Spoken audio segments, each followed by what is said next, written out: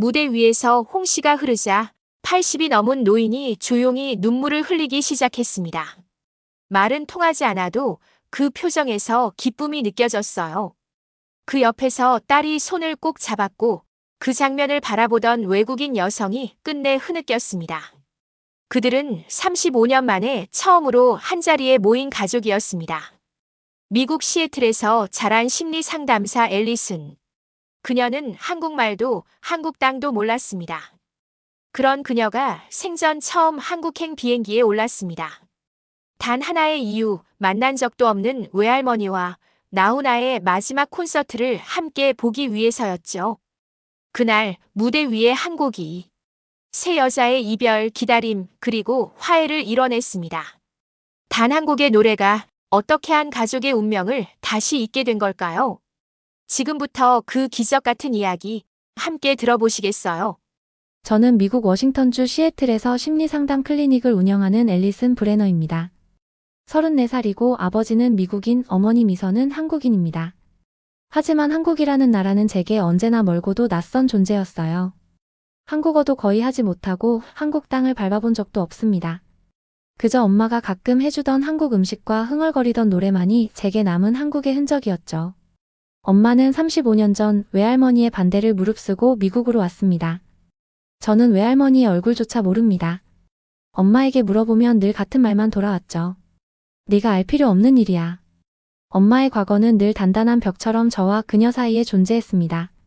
작년 이맘때 그 벽에 금이 가기 시작했어요. 평소와 다름없는 화요일 저녁 클리닉에서 마지막 환자를 상담하고 정리하는 중이었습니다. 그때 엄마한테 전화가 왔죠. 앨리슨, 외할머니가 암에 걸리셨대. 엄마는 한국에 있는 오랜 친구를 통해 외할머니 소식을 들었다고 하셨어요. 췌장암. 의사들은 길면 6개월에서 1년 정도의 시간만이 남았다고 했다. 엄마의 목소리에는 평소에 듣지 못했던 감정이 묻어 있었습니다. 앨리슨, 외할머니를 만나야겠어. 너가 함께 해줄 수 있겠니? 저는 잠시 말이 막혔어요. 그렇게 긴 세월 동안 등을 돌린 가족을 이제 와서 만난다니 선뜻 받아들일 수 없었습니다. 게다가 저는 그곳에서 완전한 이방인일 텐데요. 한국어도 잘 모르고 문화도 낯설고 무엇보다 외할머니와는 아무런 연결점이 없었으니까요.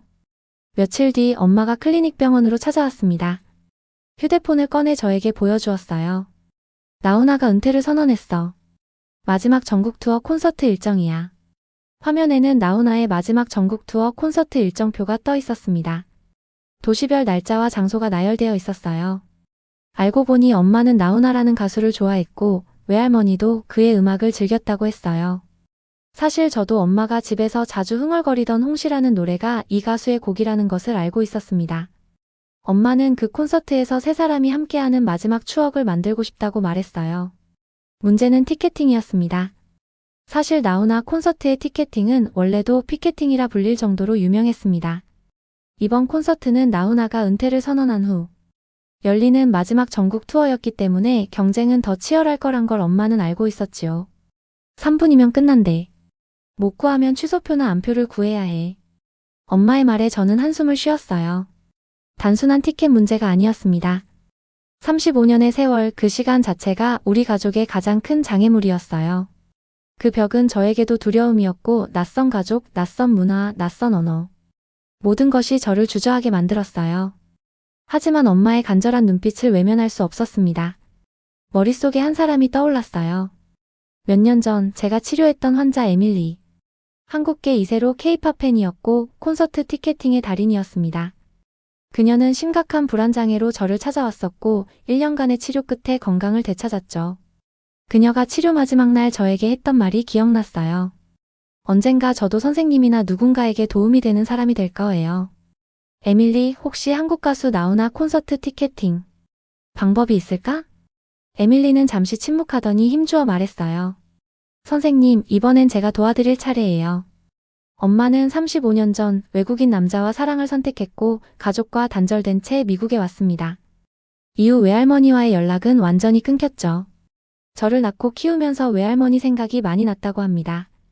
몇 번이나 연락을 해보려고 했지만 용기가 나지 않았대요. 등지고 선택한 길이었기에 쉽게 돌아설 수 없었던 거죠. 아빠가 우리를 떠난 뒤 엄마는 외할머니에게 연락할 마음조차 접었습니다. 선택의 대가가 너무 쓰라렸기 때문이죠. 부모를 버리고 선택한 남자가 결국 배신만 하는 남자였으니 어떻게 얼굴을 들고 고향에 돌아갈 수 있겠니? 엄마는 그저 사춘기에 저를 잘 키울 생각으로만 세월을 보냈다고 합니다. 엄마는 친구도 많았고 미국 문화 속에 흡수되어 이혼쯤은 아무렇지도 않은 강한 사람처럼 보였어요. 한국에 대한 그리움과 외할머니에 대한 죄책감은 깊이 묻어두고 살았던 거예요.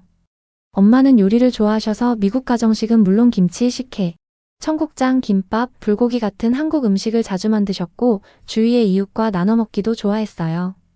집안엔 발효 음식 특유의 향이 가득했죠. 저는 그 냄새가 싫었습니다.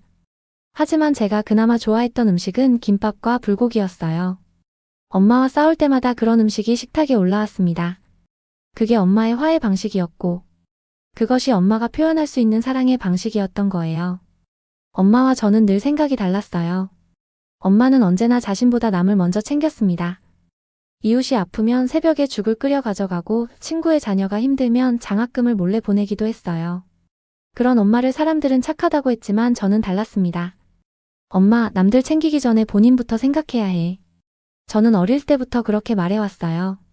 미국식 개인주의와 자기 성취를 중요시하는 가치관이 제게 더 자연스러웠습니다.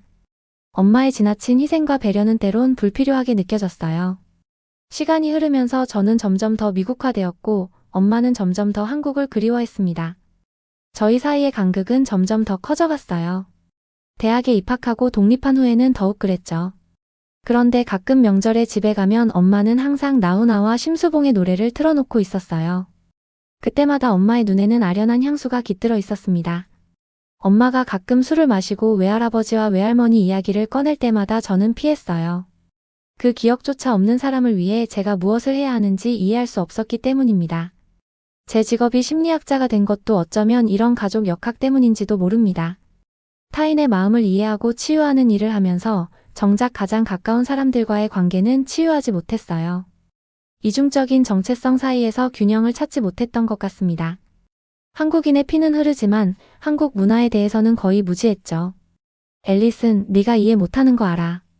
하지만 지금 아니면 정말 늦어. 엄마의 말이 마음속에 박혔습니다. 그런 제게 외할머니의 암소식과 나훈아 콘서트는 낯설면서도 묘하게 끌리는 세계로의 초대장 같았어요. 해외에 살면서도 항상 어딘가 결핍감을 느꼈던 제게 이것은 어쩌면 제 정체성의 퍼즐 조각을 찾아가는 여정의 시작일지도 몰랐습니다. 단절된 세월을 뛰어넘을 수 있는 기회였어요. 나와 엄마와 사고방식은 달랐지만 엄마가 자주 부르던 노래들은 이상하게 싫지 않았습니다. 가끔 엄마가 설거지를 하거나 식탁을 닦을 때 입가에 흥얼거리던 멜로디. 그 단순한 말들이 마음에 남았어요. 나훈아 콘서트를 기다리며 문득 호기심이 생겼습니다. 엄마와 외할머니를 이어주는 나훈아의 음악 과연 어떤 곡들이었을까? 밤늦게 병원에 혼자 남아 컴퓨터로 나훈아의 노래를 검색했어요. 가장 먼저 홍시를 찾았습니다. 처음엔 홍시란 게 뭔지도 몰랐죠. 가사를 번역하고 홍시도 찾아봤죠. 노래는 빠른 템포였지만 가사의 구절들이 단순하면서도 이상하게 마음에 박혔습니다. 어머니에 대한 그리움과 기다림을 노래한 곡이었어요. 엄마와 외할머니의 이야기 같았어요. 그 순간 완전히 이해할 수는 없었지만 엄마가 왜 그 노래를 부르며 먼 곳에 있는 외할머니를 생각했는지 조금은 알 것 같았습니다. 제 안에서 작은 공감의 싹이 튀기 시작했습니다. 하지만 그 감정이 어떤 의미인지까지는 아직 설명할 수 없었어요. 엄마는 예전에 노래를 부르며 외할아버지에 대해서는 종종 말씀하셨어요. 할아버지가 할머니에게 늘 불러주시던 노래는 사랑이라는 노래였어. 그 시대의 딸보였던 할아버지. 애처가이기도 하고. 엄마가 미국에 온 1년 뒤 할아버지는 갑작스럽게 돌아가셨는데 저를 낳은 지 얼마 안 된 때라 소식을 전해 들었지만 아무것도 할 수 없었다고 하셨어요. 외할머니는 대장부 같은 모습으로 고향역을 자주 부르셨지. 그 노래들을 검색했습니다. 나훈아의 노래는 기다림, 후회, 그리고 고향에 대한 그리움이 담겨 있었습니다. 엄마와 외할머니 그리고 나의 이야기 같았죠. 영상 속 관객들 중 몇몇은 조용히 눈물을 훔치고 있었어요. 저도 모르게 이어폰을 꽂은 채 멍하니 앉아 있었습니다. 그 순간 엄마가 외할머니를 얼마나 그리워했는지, 그리고 왜 굳이 콘서트에 가자고 했는지 조금은 알 것 같았어요. 몇 시간 동안 나훈아의 노래를 들으며 처음으로 가사의 의미를 곱씹었습니다. 그동안 무심코 흘려들었던 노래들이 이제는 깊은 울림으로 다가왔어요. 다음날 아침 운전하며 출근하는 동안에도 나훈아의 노래가 자꾸 떠올랐습니다.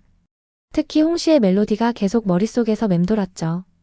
환자 상담 중에도 문득문득 그 가사가 생각났어요. 바람 불면 감기 들세라. 안 먹어서 약해질세라. 힘든 세상 뒤처질세라. 사랑 때문에 아파할세라. 가사를 떠올리다 갑자기 저를 향한 엄마의 마음이 왈칵 다가왔어요. 엄마가 할머니를 그리워하는 노래라고만 생각하다가 저 가사를 듣는 순간 나를 향한 마음이 저랬겠구나 하는 생각이 머리에 가득 찼어요. 그 주 주말 엄마에게 전화를 걸었어요. 평소보다 오랜 시간 이야기를 나눴죠. 엄마가 한국에서의 어린 시절, 외할머니와의 추억, 그리고 미국으로 오게 된 이야기를 들었습니다. 말씀하시는 내내 엄마의 목소리에는 그동안 들어본 적 없는 감정의 떨림이 묻어 있었어요. 앨리슨, 그 시절엔 정말 모든 게 다 싫었어. 한국도 부모님도 모든 전통도. 그냥 벗어나고 싶었어. 하지만 이제 와서 생각해보면 그때 내가 버렸다고 생각한 모든 것들이 사실은 내 일부였던 거야. 엄마의 말씀을 들으며 문득 깨달았습니다. 제가 무의식적으로 거부해온 것은 단순히 한국 문화가 아니라 되는 것에 대한 두려움이었을지도 모른다는 생각이 들었어요. 이중 정체성의 혼란 속에서 살아가는 이민자 가족의 아픔을 처음으로 마주하는 것 같았습니다. 그날 밤 홀로 아파트에 앉아 다시 홍시를 들었어요. 이제는 단순한 노래가 아니라 세 세대의 여성을 연결하는 무형의 끈처럼 느껴졌습니다. 음악은 엄마와 외할머니 사이에 남은 마지막 연결고리였어요. 이제 그 연결고리를 제가 이어야 하는지도 모른다고 느꼈습니다. 하지만 제 안에는 또 다른 걸림돌이 있었어요. 불확실성. 35년의 세월을 넘어 한 번도 본 적 없는 외할머니와 만나 어떤 말을 해야 할지, 어떤 표정을 지어야 할지 몰랐습니다. 심리학자로서 수많은 사람의 갈등을 조언해왔지만 정작 제 가족 문제 앞에서는 아무 준비가 되지 않았어요. 가족은 상담 교과서처럼 논리로 풀 수 있는 문제가 아니었습니다. 엄마가 조용히 말했어요. 앨리슨, 네가 이해하려고 애쓰는 것만으로도 엄마는 고마워. 그 말에 대답하지 못했습니다. 대신 저는 다시 나훈아의 노래를 재생했어요. 잡초. 아무도 찾지 않는 바람 부는 언덕에 이름 모를 잡초야. 한 송이 꽃이라면 향기라도 있을 텐데 이것저것 아무것도 없는 잡초라네. 음악이 이렇게 강력한 정서적 연결고리가 될 수 있다는 사실이 놀라웠어요. 제 안에서 무언가가 서서히 변하고 있었습니다. 10월이 가까워지면서 날씨가 부쩍 쌀쌀해졌어요. 에밀리는 티켓팅 준비를 시작했습니다. 여러 대의 컴퓨터와 로그인 계정을 준비하고 인터넷 속도까지 체크했어요. 한국의 인터넷 속도는 세계 최고로 빠르고 피켓팅이란 말이 나오게 된 것도 1초 간극에 티켓팅을 할 수 있냐 없냐가 달려 있어서였죠. 10월 1일 티켓팅 시간. 제 심장은 마라톤을 뛰는 것처럼 빠르게 뛰었어요. 왜 이렇게 긴장이 되는 걸까요? 단순한 티켓 문제가 아니라는 것을 저도 알고 있었습니다. 에밀리의 손가락이 키보드 위에서 춤을 추기 시작했어요. 순식간에 서버는 과부하로 느려졌고 대기 인원이 수천 명이라는 메시지가 떴습니다. 손에 땀이 배었어요. 그런데 갑자기 에밀리가 환호성을 질렀습니다. 성공했어요. 아석 3자리. 3장의 티켓을 손에 쥐는 순간 머릿속에서 무언가가 변하기 시작했어요. 우리 가족의 지난 시간은 되돌릴 수 없었지만 지금 이 순간만큼은 바꿀 수 있을지도 모른다는 희망이 생겼습니다. 엄마에게 전화했을 때 그 기쁨의 외침은 지금도 귓가에 생생해요. 처음으로 엄마의 목소리에서 진정한 행복을 느꼈습니다.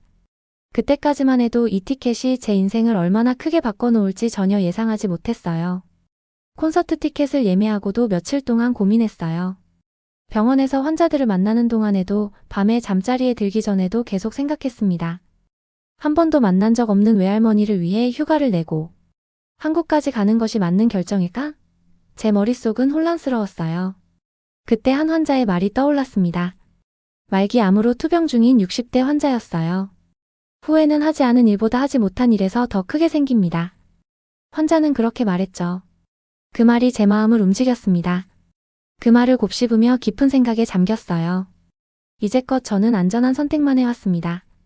실패하지 않기 위해, 상처받지 않기 위해 도전을 피해왔죠. 하지만 그 환자의 말처럼 시도조차 하지 않는 삶이 얼마나 많은 빈자리를 남기는지 문득 깨달았어요. 나이 든 환자들이 종종 털어놓는 이야기가 생각났습니다. 가장 후회되는 건 시도하지 않은 일들이에요. 심리학자로서 저는 그 말의 깊은 의미를 알고 있었지만 정작 제 삶에는 적용하지 못했던 거예요. 만약 지금 외할머니를 만나러 가지 않는다면 그 기회는 영원히 사라질 테고 그 후에는 제 남은 인생을 따라다닐지도 모릅니다. 실패나 어색함, 불편함의 두려움보다 더 큰 것은 영원한 만약에 라는 미련이라는 생각이 들었어요. 결국 병원에 11월 말 2주간의 휴가를 신청했어요. 동료들은 의아해했지만 저는 단호했습니다. 이것은 단순한 여행이 아니라 제 삶의 퍼즐 조각을 찾는 여정이었으니까요. 엄마에게 동행하기로 했다고 전화했을 때 잠시 침묵이 흘렀어요. 그리고 이어진 엄마의 울음소리. 그것은 기쁨의 눈물이었습니다. 그제서야 엄마가 얼마나 이 순간을 기다려왔는지 깨달았어요. 그러나 동시에 불안감도 커졌습니다. 한국어를 거의 하지 못하는 한국 문화에 낯선 제가 과연 잘 적응할 수 있을까? 외할머니와는 어떻게 소통해야 할까? 이런 걱정들이 밀려왔어요. 엄마는 제 걱정을 눈치챘는지 자주 전화해 한국에 대해 이야기해 주었습니다. 외할머니가 사는 곳, 그곳의 날씨, 음식, 문화에 대해 상세히 알려주었죠. 그리고 외할머니가 얼마나 따뜻하고 이해심 많은 분인지도요. 걱정하지 마. 외할머니는 널 이해하실 거야. 네가 온다는 것만으로도 너무 행복해하셔. 그렇게 시간은 흘러가을이 깊어가고 있었어요. 콘서트 날짜가 다가오면서 제 마음속 긴장감은 커졌습니다. 하지만 이제는 두려움보다 기대감이 더 컸어요. 외할머니를 만나고 엄마의 고향을 보고 나훈아의 음악을 직접 경험하는 것. 이 모든 것이 제 삶의 새로운 전환점이 될 것 같았습니다.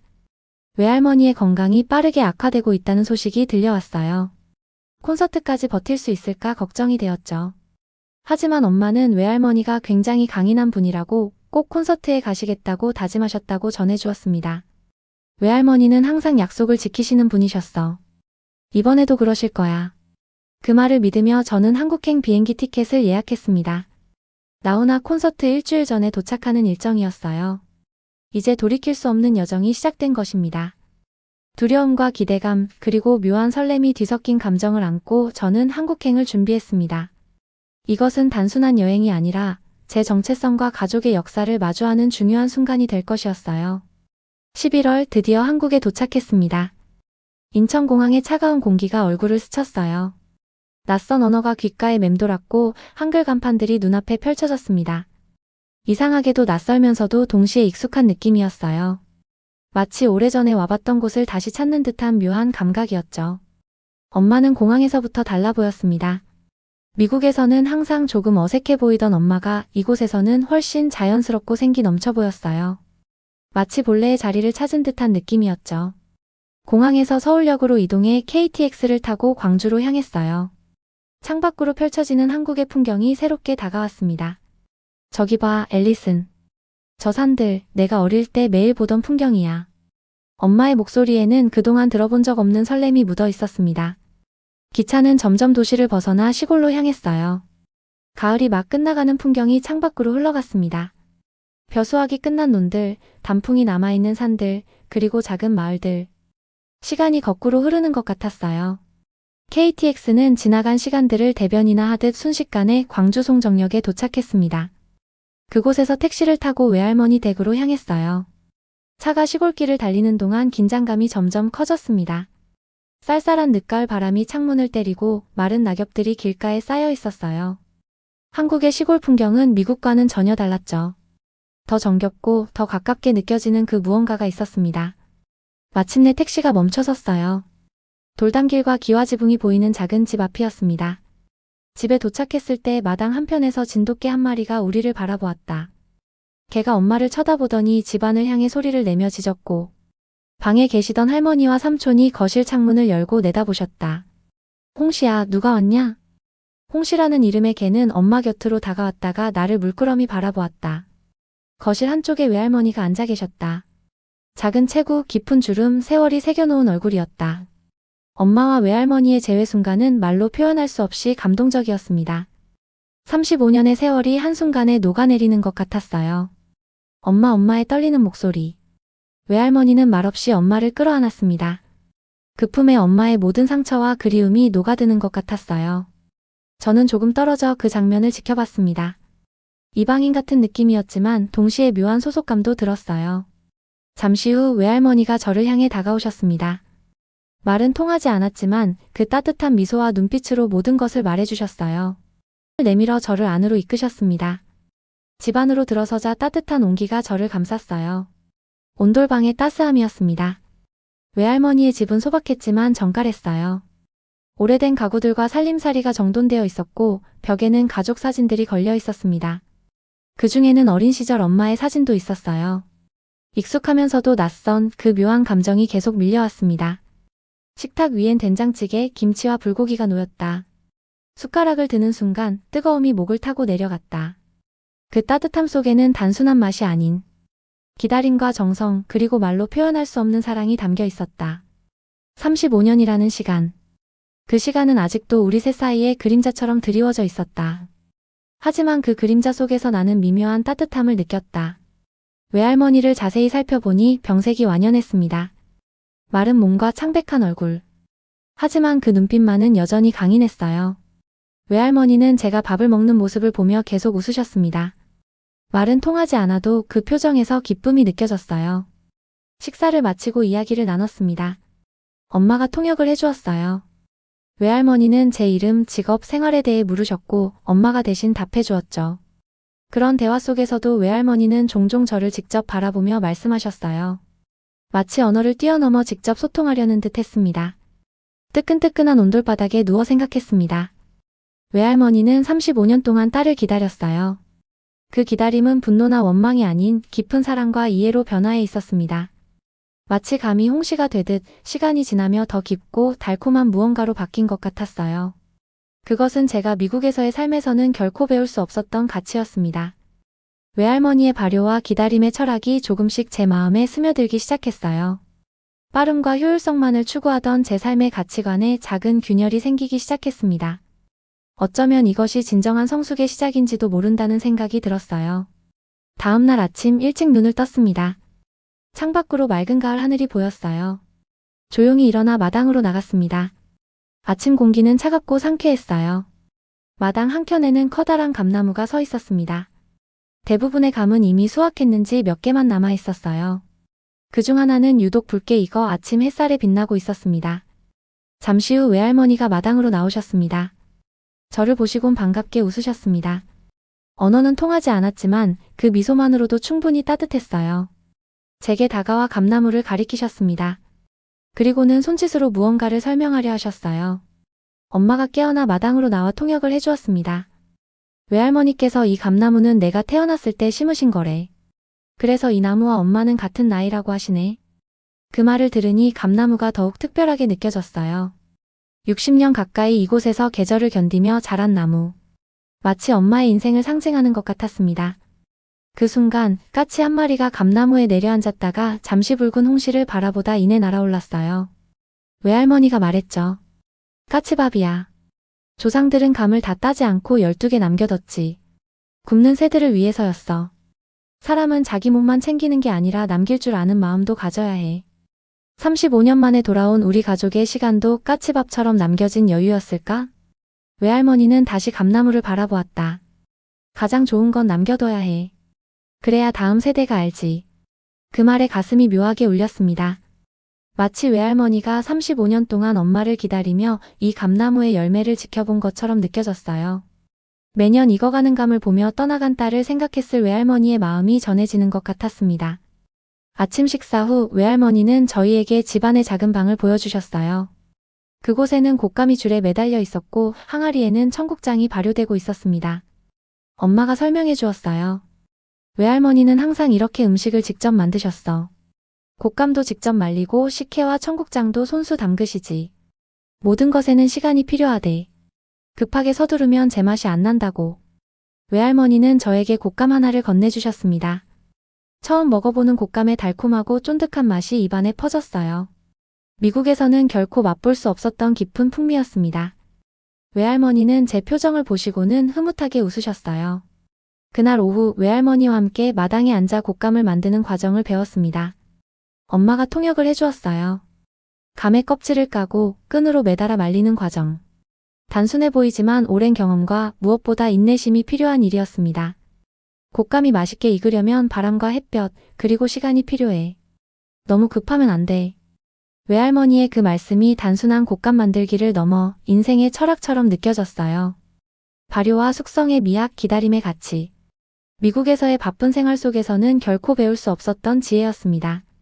저녁이 되자 외할머니는 제게 오래된 앨범을 보여주셨어요. 그 안에는 엄마의 어린 시절 사진들이 가득했습니다. 학교 운동회에서 달리는 모습, 교복을 입고 웃고 있는 모습, 그리고 가족과 함께 찍은 사진들. 엄마가 미처 들려주지 않았던 이야기들이 사진 속에 담겨 있었어요. 특히 눈에 띈 것은 엄마가 대학 입학식 날 찍은 사진이었습니다. 그 직후에 엄마는 미국행을 결정했고 외할머니와 갈등이 시작되었다고 해요. 사진 속 엄마의 표정에는 꿈과 희망 그리고 약간의 반항심이 엿보였습니다. 앨범을 넘기다 한 장의 편지를 발견했습니다. 엄마가 미국에서 보낸 유일한 편지였어요. 외할머니는 그 편지를 소중히 간직하고 계셨던 겁니다. 엄마는 그 편지를 본 순간 눈물을 흘렸어요. 편지의 내용은 알 수 없었지만 그것이 얼마나 중요한 의미를 가지는지는 느낄 수 있었습니다. 그날 밤 저는 외할머니와 엄마가 나누는 이야기를 조용히 지켜봤어요. 비록 한국어를 이해하지 못했지만 그들의 눈빛과 표정, 손짓에서 35년의 그리움과 아픔, 그리고 이제는 용서와 화해가 느껴졌습니다. 특히 외할머니가 엄마의 손을 잡고 눈물을 흘리시는 모습에서 오랜 기다림의 결실을 볼 수 있었어요. 콘서트 당일 아침부터 집안은 설렘으로 가득했습니다. 외할머니는 평소보다 일찍 일어나 준비하셨어요. 병색이 완연했지만 그날만큼은 특별한 에너지가 느껴졌습니다. 오래된 장롱에서 꺼낸 한복을 입으셨어요. 깊은 보라색 저고리와 검은색 치마, 그리고 머리에는 작은 비녀까지. 마치 인생의 중요한 의식을 치르는 듯한 엄숙함이 느껴졌습니다. 택시를 타고 콘서트장으로 향했습니다. 외할머니는 창밖의 풍경을 바라보며 가끔 미소를 지으셨어요. 어쩌면 이 길을 따라 무수한 추억이 흘러갔을지도 모릅니다. 저는 외할머니의 주름진 손을 조심스레 잡았어요. 그 손에서 전해지는 따뜻함이 마음을 울렸습니다. 콘서트장에 도착하자 이미 많은 사람들로 북적였어요. 대부분 중장년층이었지만 젊은이들도 꽤 있었습니다. 나훈아의 음악이 세대를 초월해 사랑받고 있다는 걸 실감할 수 있었어요. 공연이 시작되기 전 외할머니는 제게 무언가를 건네주셨어요. 작은 천주머니였습니다. 조심스레 열어보니 안에는 옛날 동전 같은 것이 들어있었어요. 엄마가 설명해 주었습니다. 그건 외할머니가 어렸을 때 처음 콘서트장에 갔을 때 간직하신 기념품이래. 그때도 나훈아의 콘서트였대.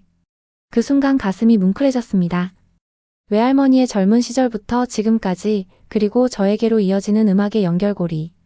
그것은 단순한 기념품이 아니라 새 세대를 잇는 유산처럼 느껴졌어요. 공연이 시작되었습니다. 무대 위에 나훈아가 등장하자 관객들의 함성이 터져나왔어요. 70대의 나이에도 불구하고 그의 존재감은 무대를 압도했습니다. 첫 곡으로 고향역이 울려 퍼지자 외할머니는 엄마의 손을 꼭 잡았어요. 그 노래가 시작되는 순간 외할머니의 눈에는 눈물이 고였습니다. 노래는 빠른 템포로 진행되었지만 흐르는 눈물을 막을 수는 없었어요. 그 멜로디와 나훈아의 간드러진 목소리가 공연장을 채울 때 엄마와 외할머니의 눈에서는 동시에 눈물이 흘렀어요. 35년 만에 다시 만난 모녀의 마음을 대변하는 듯 했습니다. 공연은 체인지, 고향으로 가는 배, 남자의 인생으로 이어졌어요. 관객들은 하나가 되어 노래를 따라 불렀죠. 외할머니도 작은 목소리로 함께 노래하셨습니다.